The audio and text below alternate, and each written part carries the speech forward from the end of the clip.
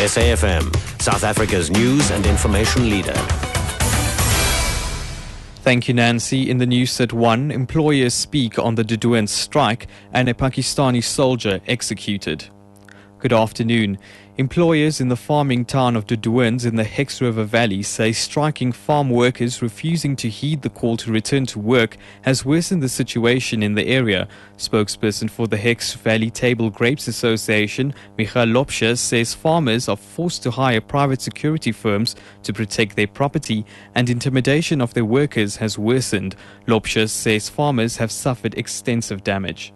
The situation in Stoffland has become worse because intimidation has become much more severe. Last night people has been beaten up because they dared to go to work. They've also tried and set some farms alight. About 3 occasions we luckily put those fires out.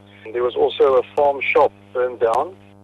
However, farm workers in the Western Cape have vowed not to return to work until their demands for higher wages are met. They are demanding a 150 rands a day.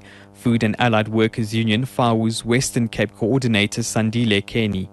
Our members have heard the call and they are saying now they are not going back to work. We are fully behind them then if that is the call that they are making. That is not what we are saying, that they must continue with the strike. Now our role as FAWU is to make sure that our members are protected. They are not being brutalized or shot by the police as they are doing. But they are saying they are not going back to work. The salary hike strike, which dragged on for more than 2 months at Anglo Platinum, has ended. Workers at Anglo American Platinum's Komanani No. 1 shaft have now joined their colleagues from other 8 shafts in Rustenburg by reporting for duty. Intimidation has the latest.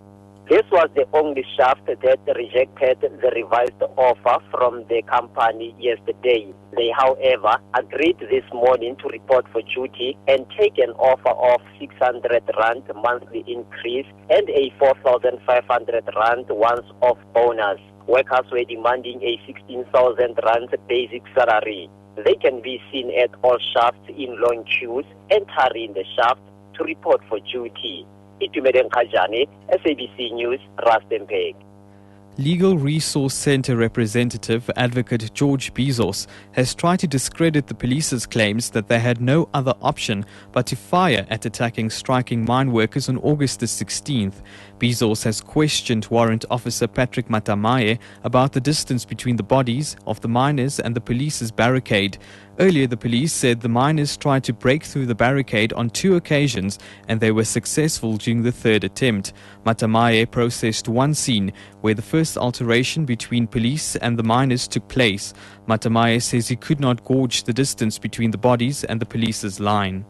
You told us that you did not know where the line of fire was. That's correct, Mr. Chair.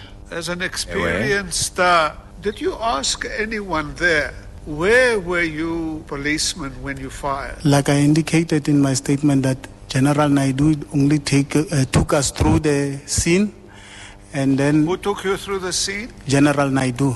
General Naidu. That's correct. Did you ask him, where were your policemen when they fired? No, I didn't ask him. Why not? Yeah, it didn't came to my mind to ask him.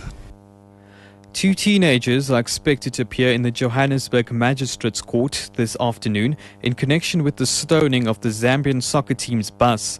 Police spokesperson Neville Malila says the 2 will appear on charges of malicious damages to property. The boys, aged 12 and 13, were arrested last night after the Zambian soccer team's bus was stoned after the team beat Bafana Bafana 1-0 at Soccer City. Malila says investigations are continuing and police are also looking for 2 other minors.